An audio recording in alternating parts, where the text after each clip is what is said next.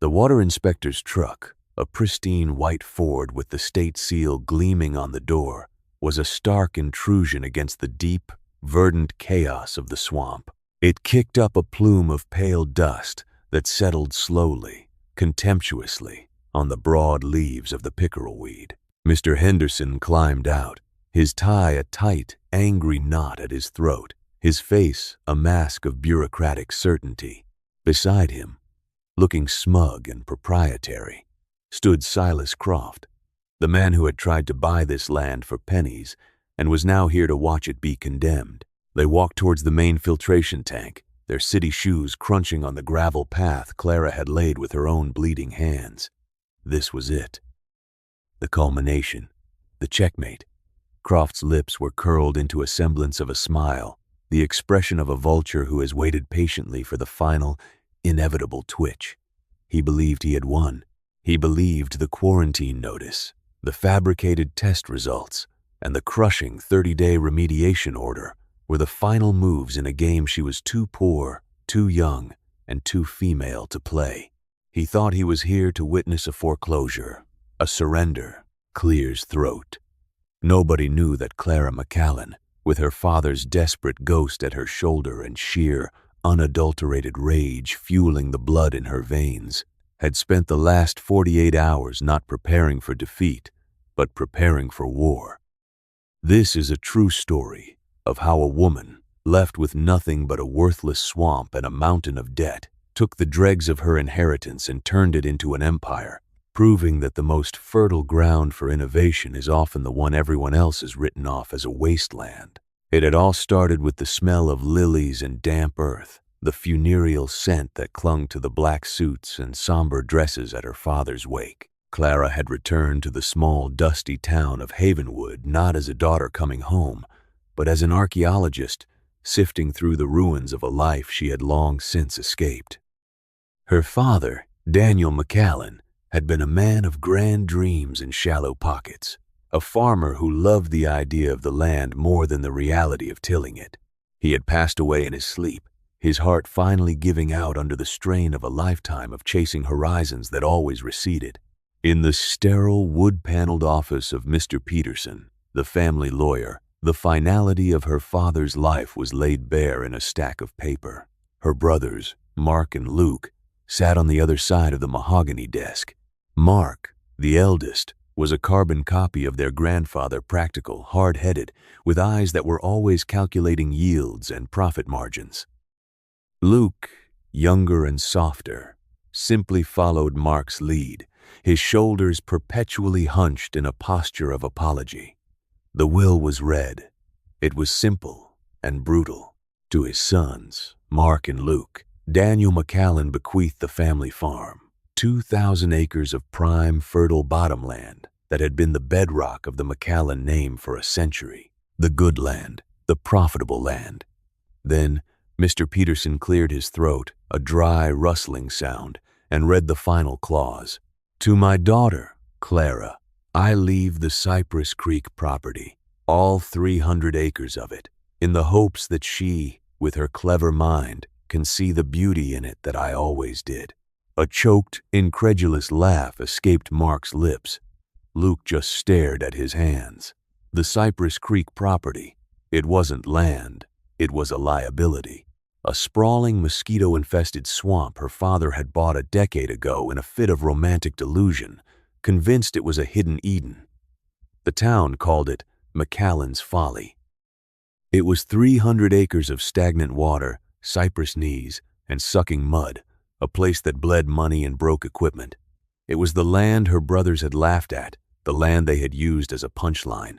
And now, it was hers. Her entire inheritance was a joke. The next day, the punchline turned into a death sentence.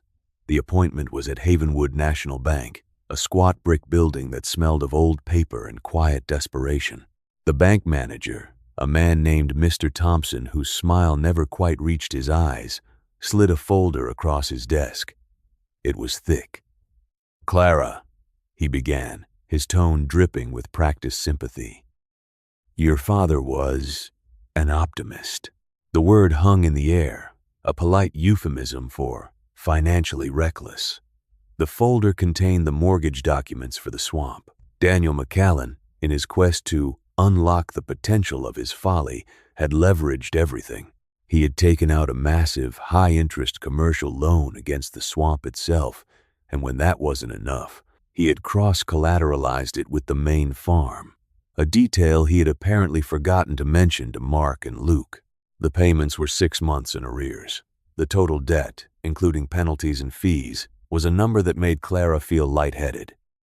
It was a sum so vast, so suffocating, it felt like a physical weight pressing down on her chest. "The board has already approved the foreclosure proceedings," Thompson said, tapping a manicured finger on the final page. "Officially, the bank will take possession in 60 days. Unofficially, given the arrears, we could move much faster." He leaned back, the picture of regretful authority. "I'm sorry, Clara. The property is underwater in more ways than one. It's worthless." As if on cue, the door to the office opened, and a large man stepped in, filling the frame. It was Silas Croft. He was the undisputed king of Havenwood County, a man who had consolidated dozens of small family farms into a vast corporate agribusiness empire. He was old money and knew ruthlessness, with a face like a weathered slab of granite and eyes that saw land not in acres, but in dollars. He nodded curtly to Thompson, who suddenly looked like a schoolboy in the principal's office, and then turned his gaze on Clara. "Tragic business about your father, young lady." Croft's voice was a low rumble, like gravel being poured into a drum. "A dreamer, your dad. I'm here to help." He gestured vaguely toward the swamp. "That piece of muck has been an eyesore for years. I'm prepared to make you an offer, to take it off your hands. Clear the bank debt. Put a little something in your pocket. Call it a gesture of goodwill to Daniel's memory." He named a number. It was an insult. It was just enough to cover the bank's principal, leaving nothing for the penalties, nothing for her. It was the kind of offer you make when you know the person you're talking to has no other choice. "What do you want it for, Silas?" Clara asked, her voice surprisingly steady. Croft chuckled, a dry, humorless sound. "Progress, my dear, progress. My new cornfields up north need drainage. That swamp is the perfect basin for agricultural runoff, a necessary sacrifice for feeding the country." He was going to turn her father's hidden Eden into a chemical toilet for his industrial farm. The sheer, unvarnished arrogance of it hammered into her, shattering the fog of grief and despair. Something cold and hard settled in Clara's gut. It was a feeling she hadn't felt in years, not since her university days arguing with professors, a feeling of defiant certainty. She looked at the smug bank manager and the predatory land baron, and she saw the shape of her father's ruin. They had enabled his dreams and were now feasting on the corpse of his failure. She stood up, her chair scraped against the floor, a sound that cut through the office's funereal quiet. "Thank you for the offer, Mr. Croft," she said, the formality a deliberate blade. "But the Collins farm isn't for sale." She corrected herself, a small, sharp smile touching her lips. "The McCallan swamp, I mean. It's not for sale." She turned and walked out of the office, leaving the two men staring after her in stunned silence.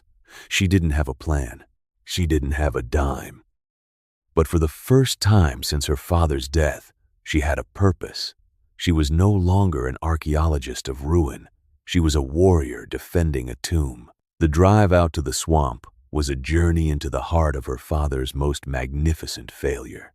The gravel road gave way to a muddy track, the neat rows of corn and soy in Croft's neighboring fields dissolving into a wild tangle of cattails, water oaks, and saw palmetto.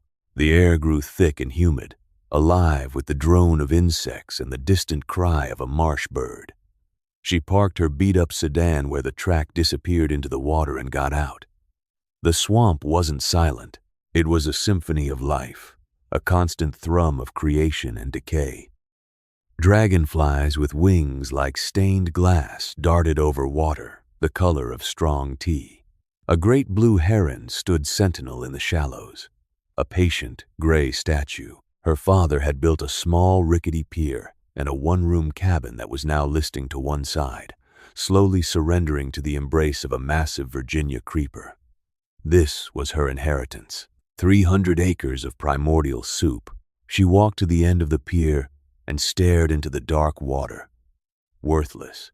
The word echoed in her head, but was it? She held a master's degree in aquaculture and fisheries science from a top university. For years, she had designed and managed water reclamation systems for corporate clients in sterile, climate-controlled labs. She had spent her career solving problems on paper, creating miniature, perfect ecosystems in glass tanks. Her father had seen beauty here. She had been trained to see potential. The idea, when it came, was not a lightning bolt, but a slow, rising tide. She knelt on the damp wood of the pier, dipping her hand into the water. It was warm, rich with tannins from the cypress trees. She thought about the nitrogen cycle, about dissolved oxygen levels, about nutrient loads. She thought about agricultural runoff, Silas Croft's words. He saw a drain, a toilet. Clara began to see something else. She saw a filter, a kidney, a living machine. The plan that bloomed in her mind was audacious, complex, and, to the conventional mindset of Havenwood, completely insane. She wouldn't drain the swamp, she would enhance it.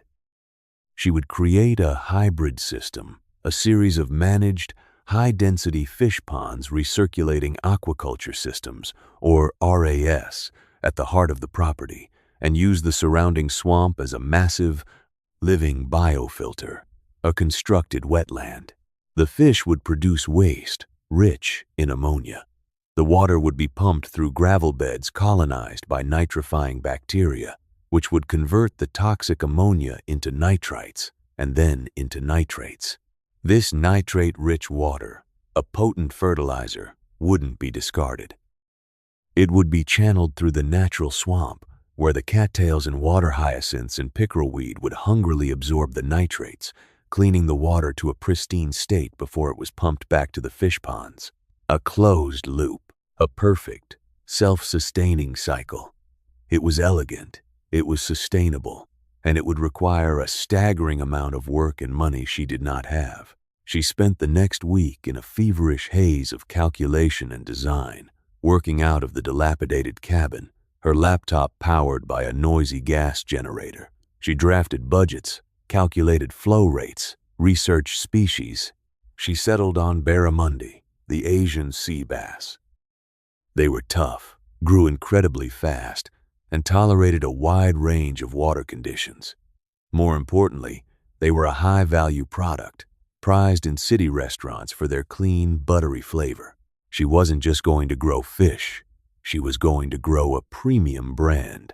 Her first stop was back at Havenwood National. Mr. Thompson listened with a placid, indulgent expression as she laid out her blueprints and financial projections. She explained the science, the market, the potential for profit. She didn't ask for a new loan, just an extension on the old one, a stay of execution. When she finished, he leaned back and steepled his fingers. "Clara," he said, the condescending sympathy back in his voice. "That's a very creative story. But this is a bank, not a science fair. We lend on assets, on collateral. You're asking me to bet on mud and a fish story." He slid her folder back across the desk. "The board's decision is final, 60 days. The dismissal was absolute." News of her crazy idea spread through Havenwood like a grass fire. She became a local curiosity. Crazy Clara, they called her at the town diner, trying to grow money in that mud puddle. Her brothers were mortified. Mark cornered her outside the hardware store, his face flushed with anger and embarrassment. "What in God's name are you doing, Clara?"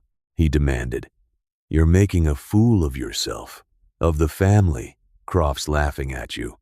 "Everyone's laughing at you. Just sell the damn swamp and walk away." "It's not for sale," she said, her voice quiet but unyielding. "Why are you so stubborn? Dad wasted a fortune on that hole.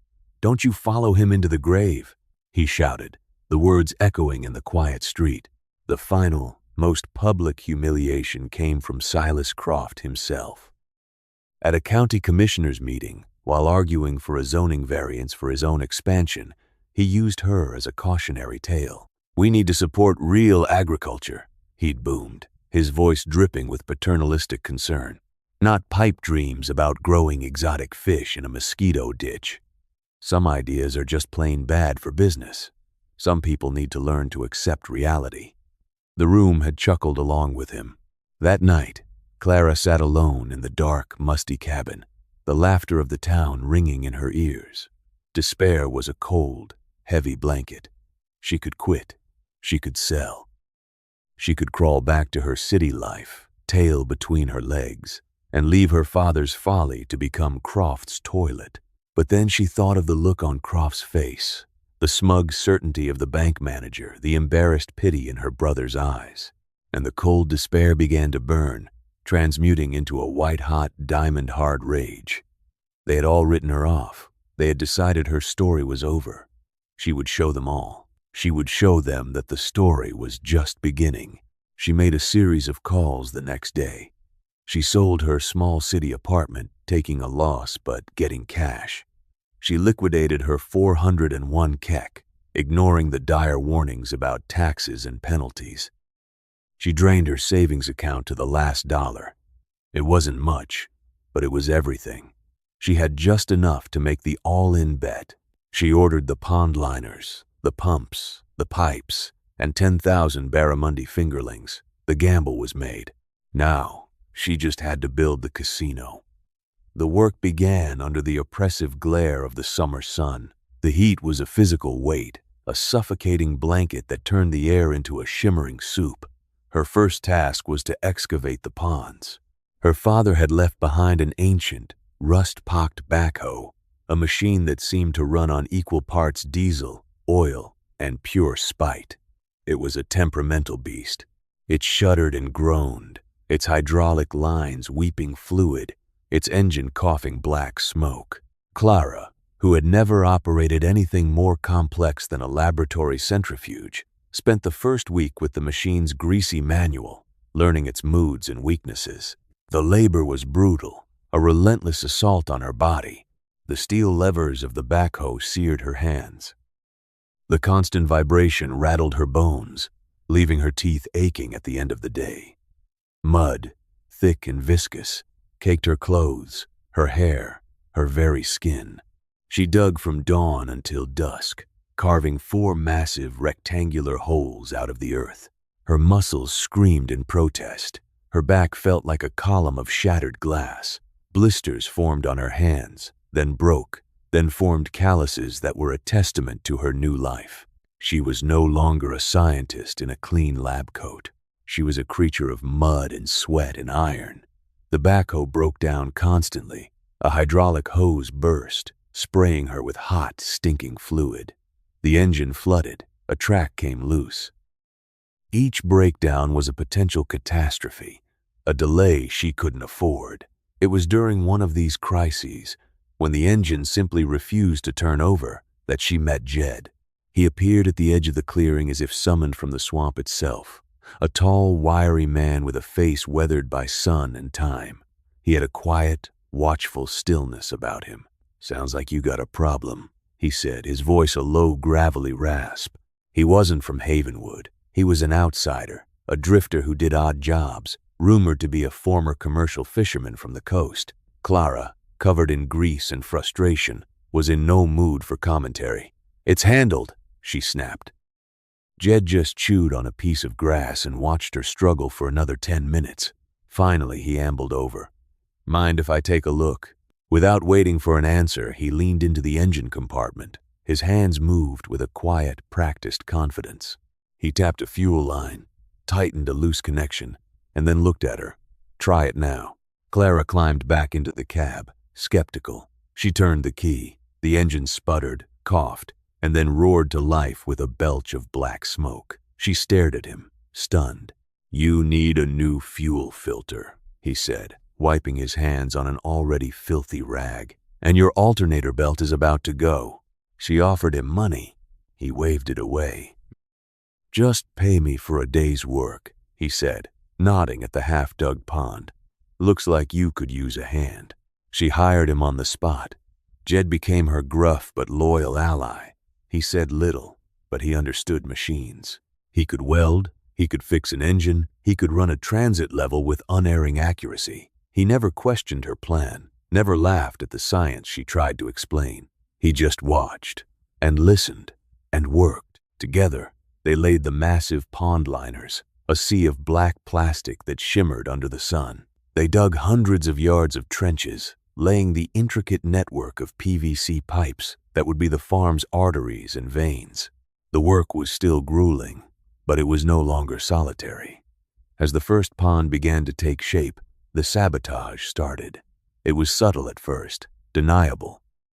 One morning, she arrived to find the main water intake pipe, which drew from a deeper channel in the swamp, completely choked with mud and branches. It was packed too tightly to be natural. It took them a full day of back-breaking work with shovels and pry bars to clear it. A week later, she went to start the backhoe, and the engine seized with a sickening screech. Jed took one sniff of the fuel tank and his face hardened. "Sugar," he said, his voice cold. "Someone poured sugar in your tank." This was different. This wasn't a prank. This was a direct, malicious attack designed to cripple her. It would cost thousands to repair the engine. It was a cost she couldn't bear.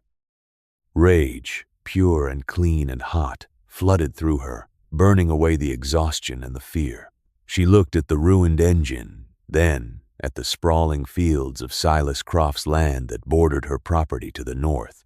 "He's not going to win," she whispered, the words a vow. That night, fueled by sheer, unadulterated fury, she and Jed worked under the harsh glare of portable floodlights. They drained the fuel tank, the diesel coming out thick and syrupy. They meticulously flushed the fuel lines. Jed, in a stroke of mechanical genius, managed to bypass the worst of the damage, jury-rigging the fuel system to get the engine running again. It was a temporary fix, a patch held together with hope and wire, but it worked. As the sun rose, casting long shadows across the wounded land, Jed pointed to a tall pine at the edge of the property line. "We should put a trail camera up there," he said. "The kind hunters use, motion-activated." Clara nodded. The war had escalated. So would she. From that day on, one of them was always on watch. They worked in shifts, one operating the machinery while the other patrolled the perimeter, often with her father's old shotgun cradled in their arms. She felt a profound, desperate connection to this place, a primal urge to protect it. It wasn't just a project anymore. It was her territory. And she would defend it to the last. With the system finally assembled, the day came to introduce the fish. The fingerlings arrived in a climate-controlled truck, 10,000 tiny, shimmering lives, each no bigger than her pinky finger. Clara and Jed carefully acclimated the bags of water to the temperature of her ponds before releasing them. The moment the tiny fish darted out into the vastness of their new home, a profound sense of awe washed over Clara. They were so fragile, so vulnerable. Her entire future, every dollar she had, every drop of sweat she had shed, was embodied in these tiny, swimming creatures. For the first time, she allowed herself a glimmer of hope. This was no longer an idea on a blueprint. It was alive.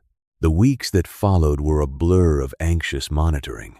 Clara was a nervous mother, constantly checking water chemistry, oxygen levels, and flow rates. The system began to work its magic. The biofilter, her constructed wetland, came to life. The water pumped from the fish ponds, cloudy with waste, would enter the wetland and move slowly through the dense network of plant roots and gravel. By the time it trickled out the other side, ready to be pumped back to the fish, it was crystal clear. The science held. The miracle was germinating. The fish grew at a phenomenal rate. The warm, clean, highly oxygenated water was a perfect environment. Within 2 months, the fingerlings had tripled in size. They schooled in great silvery clouds beneath the surface, their movements a testament to the health and vitality of the system she had built. Standing on the edge of the pond, watching them feed in a frenzy of splashing water, Clara felt a quiet personal triumph that was more satisfying than any academic accolade. It was real. It was working. Then, nature threw its curveball. The summer heat, which had been a relentless torment, intensified into a brutal, record-breaking drought. The sky turned a metallic, hazy white and refused to yield a single drop of rain. The creeks and rivers in Havenwood County slowed to a trickle. The lush green of the surrounding farmland faded to a sickly yellow-brown. The community's wells began to run dry.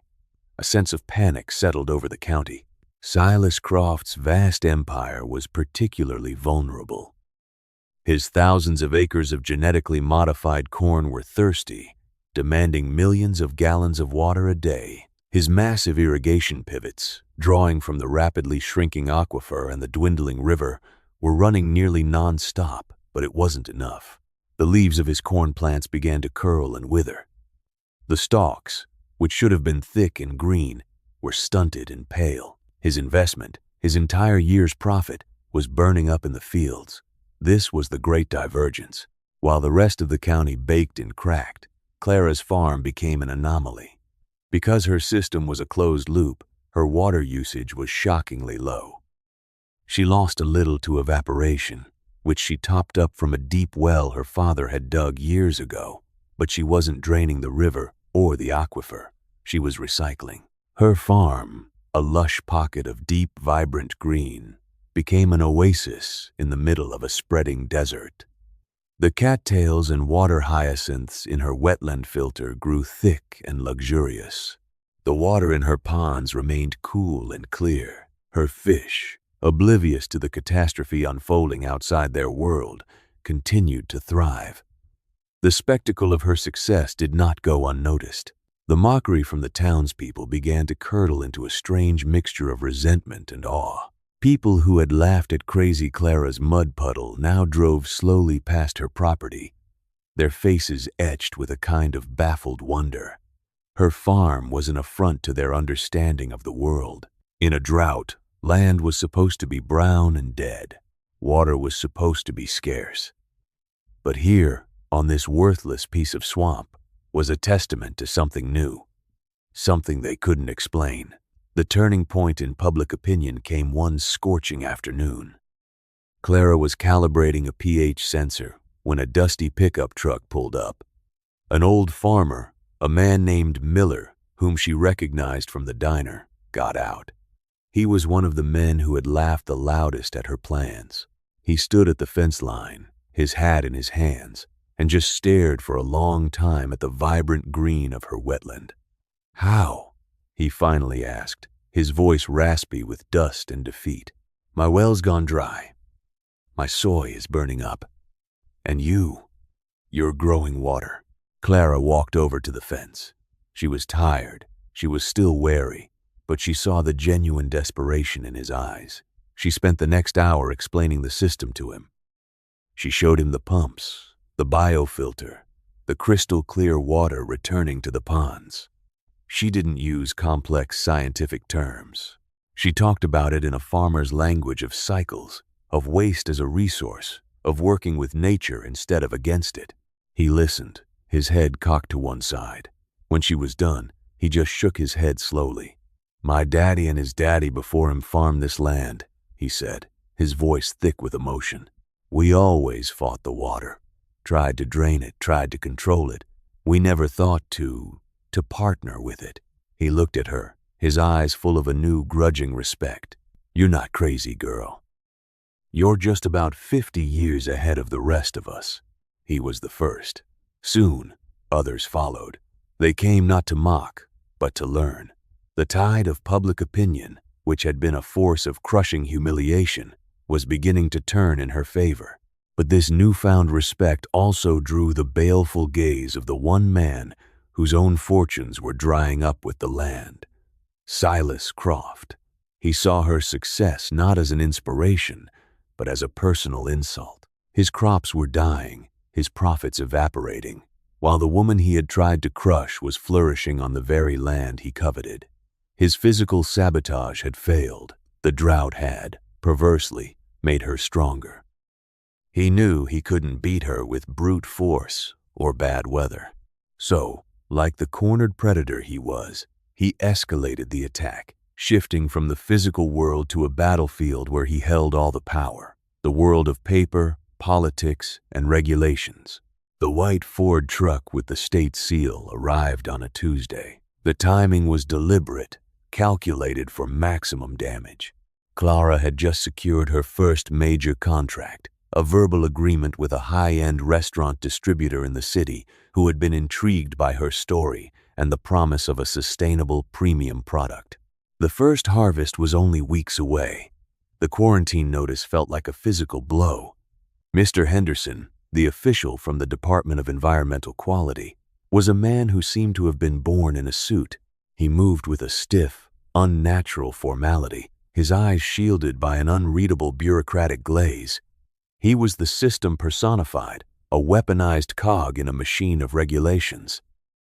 Silas Croft, who had followed Henderson's truck in his own gleaming black Lincoln, stood a few yards away, a silent, smirking gargoyle overseeing the execution. Routine inspection, Henderson had announced, though there was nothing routine about it. He had refused to let Clara or Jed accompany him as he took his samples, citing protocol. He had walked directly to the outflow pipe, the one that released the purified water from her constructed wetland back into the main body of the swamp and filled a single vial. It was a theatrical, targeted action. He wasn't testing her system. He was looking for a preordained excuse. Now, he held up the official notice, a sheaf of papers that represented the culmination of Croft's fury. "I'm afraid we have a serious problem, Miss McCallan," Henderson said, his voice devoid of any emotion. "Our preliminary field tests on your effluent show significant levels of unidentified bacterial contaminants." He was lying.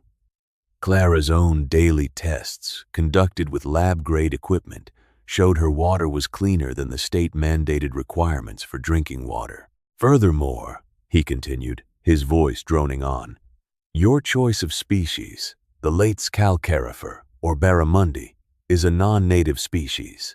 We have reason to believe your containment system is insufficient. The risk of escapement into the local watershed is unacceptable." This was the real poison dart.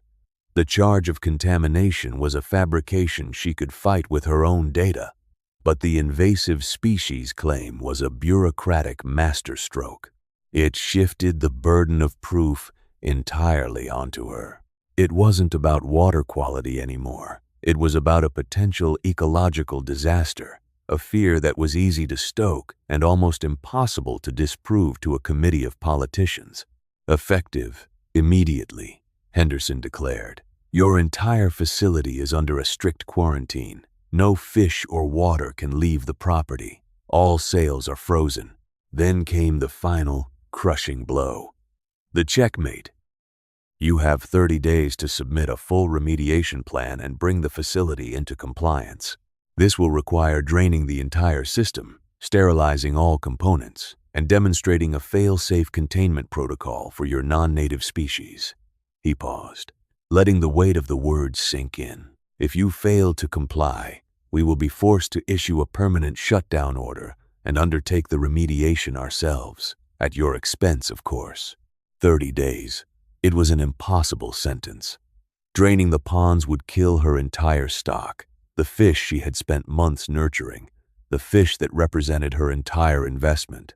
The cost of the mandated sterilization and the fail-safe upgrades he was vaguely alluding to would be astronomical, tens of thousands of dollars she didn't have. He had handed her a gun and told her to execute her own dream. Defeat was a cold, metallic taste in her mouth. She looked past Henderson's shoulder at Croft, who gave her a slow, deliberate nod, a final, triumphant acknowledgement of his victory. Her grit, her science, her round-the-clock labor, it was all meaningless in the face of a corrupt man with a pen. The silence in the cabin after they left was heavier than the humid air outside. Jed sat at the small table, his big hands clenched into fists on his knees, his jaw a tight line of fury. Clara stood by the window, staring out at the ponds, which now seemed like tombs. The quarantine notice lay on the table between them, a paper monument to her ruin. "It's over," she said, the words hollow. "He won." Jed slammed his fist on the table, making the single lantern jump. "The hell he has," he growled.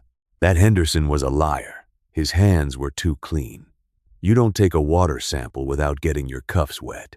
He stood up and began to pace the small cabin like a caged animal. "This stinks, Clara. It stinks worse than a barrel of week-old bait." His anger was a spark in the suffocating darkness of her despair. He was right. It was a setup, but proving it seemed impossible. It was her word against a state official's. "We have no proof, Jed," she said, her voice trembling. "It's all circumstantial." "The camera," he said suddenly. "The trail cam we put up after the sugar incident. It's pointed right at the north fence line, right where that bastard Henderson would have had to cross to get to the outflow pipe without coming up the main drive." A tiny, fragile flicker of hope ignited in Clara's chest. They had forgotten about the camera in the chaos of the last few weeks. They retrieved the SD card and huddled over her laptop, the battery draining precious seconds. The footage was grainy, shot in the murky infrared of night.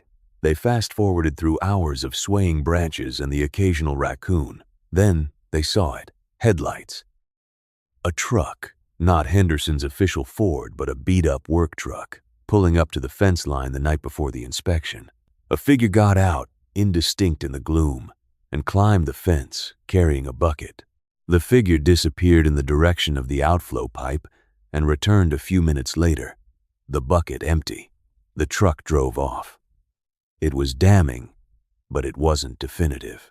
The license plate was obscured by mud, the person's face a blur of pixels. It was evidence of trespassing, but not the smoking gun they needed. Dejection washed over her again. It wasn't enough. But as she sat there, staring at the screen, a memory surfaced. Her father, his obsessive note-taking, his belief that information was power. He had a massive, old roll-top desk in the corner of the cabin, a piece of furniture she hadn't touched, filled with his old farm journals and seed catalogs. On a hunch, a desperate, last-ditch impulse, she went to it. The drawers were filled with the expected clutter, but as she ran her hand along the inside of the bottom drawer, her fingers brushed against a small, almost invisible seam. A false bottom. With a trembling hand, she pried it open. Inside was a thick, leather-bound binder. The label on the spine, written in her father's meticulous script, read simply, S. C. Roft. She opened it. It was a revelation.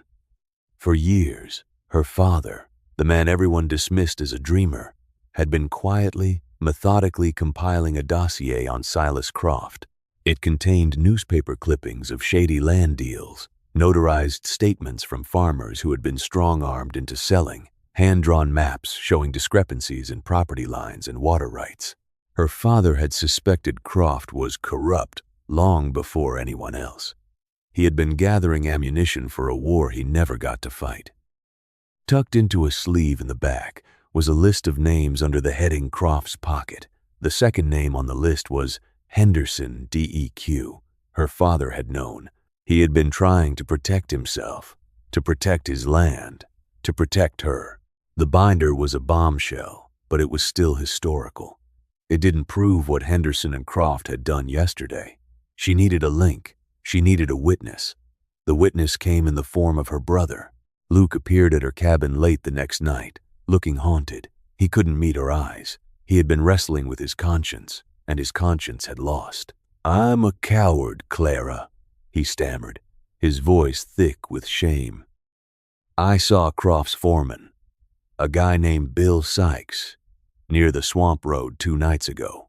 I didn't think anything of it, but then I heard Croft at the diner this morning. He was bragging. He said he was going to swat a fly with a rule book. He was talking about you."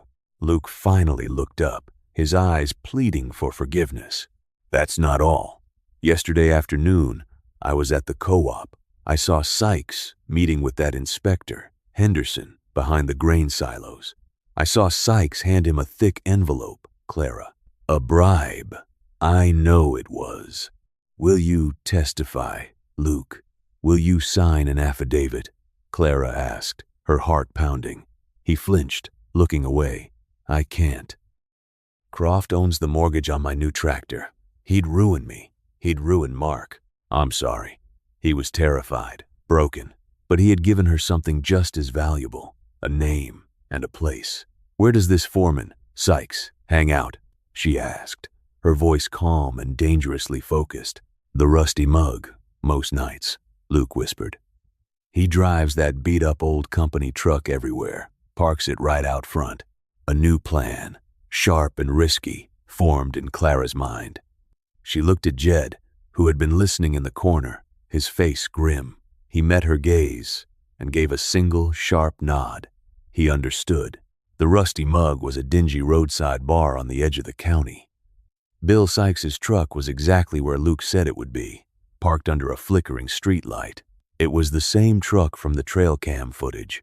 Jed circled it once, his mechanic's eyes taking in every detail. He stopped at the front windshield.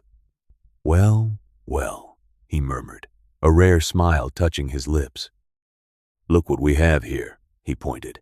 Mounted just below the rearview mirror was a small black box, a forward-facing dash cam.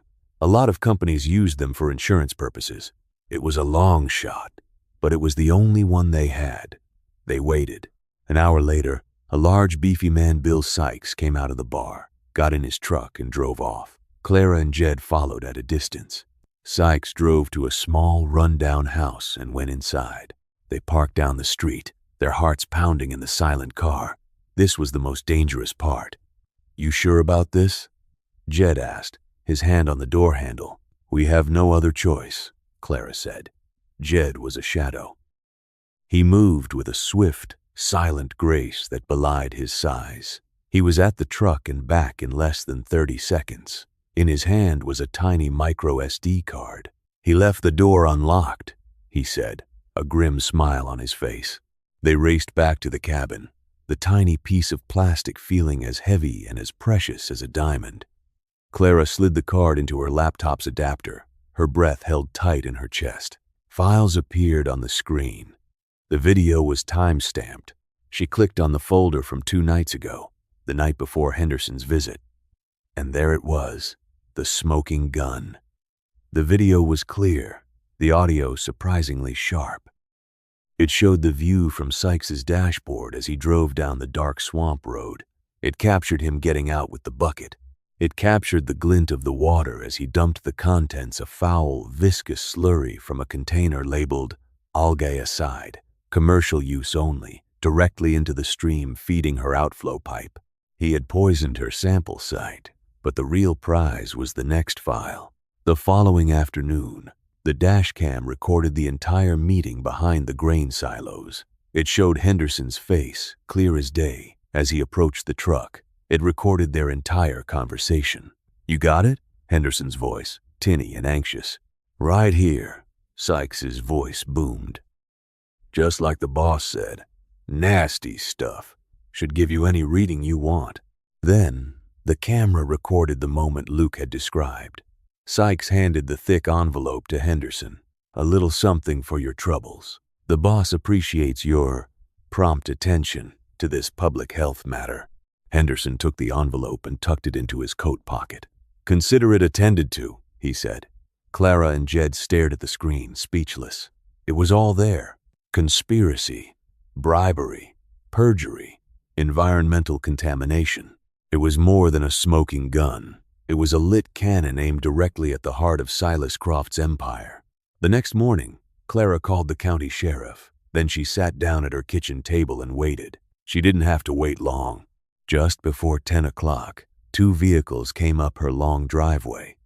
The first was Mr. Henderson's pristine white Ford. The second was Silas Croft's black Lincoln. They had come to deliver the coup de grace, to oversee the beginning of the end. They found Clara sitting on a stool on her main dock, a ruggedized tablet resting on her lap. "Miss McCallan," Henderson began, his tone officious and final. "Your 30 days start now. I'm here to supervise the initial draining of Pond 1. Mr. Croft is here as an interested party, representing the community's concerns." Croft stood beside him, arms crossed, a look of profound satisfaction on his face. This was his favorite part, watching his victims realize they were beaten. Clara looked up from her tablet, her expression unnervingly calm. "I don't think so," she said. She turned the tablet towards them and pressed play. The audio from the dashcam video echoed across the quiet pond. Sykes's voice, Henderson's voice, their words of conspiracy and bribery filling the air. The color drained from Henderson's face. He looked like he had been punched in the gut. Croft's smug smile evaporated, replaced by a mask of pure, cold fury. He took a step towards her, his hand raised. "You," he snarled, his voice a venomous hiss. At that exact moment, a third vehicle came up the drive, this one with flashing lights, the county sheriff's car. 2 deputies got out, followed by Sheriff Brody, a man whose integrity was one of the few things in Havenwood County that Silas Croft couldn't buy. Clara stood up. "Sheriff," she said, her voice ringing with authority, "I believe you'll want to see this. It concerns a case of bribery, conspiracy to commit fraud, and the illegal dumping of hazardous materials." She handed the tablet to the sheriff. Croft and Henderson were trapped. They watched as the sheriff's face grew grimmer with each passing second of the video. When it was over, he looked up, his eyes cold. "Silas, Henderson," he said, his voice flat. "Put your hands behind your backs." The sight of Silas Croft, the untouchable king of Havenwood, being led away in handcuffs was a tectonic event. The news shattered the county's social and political landscape. The dashcam footage was undeniable. Federal investigators, armed with the information from her father's secret binder, descended on the town. Croft's empire, built on a foundation of intimidation and corruption, crumbled like a house of cards. He faced a mountain of charges, from bribery and racketeering to years of environmental violations that her father had meticulously documented. Henderson sang like a canary, implicating a network of corrupt officials that Croft had cultivated for decades. The old guard was shattered. With the quarantine lifted and her name cleared, Clara's first harvest was a triumph. The barramundi were perfect, large, healthy, and with a clean, delicate flavor that stunned the chefs who sampled them. The distributor from the city didn't just honor their verbal agreement.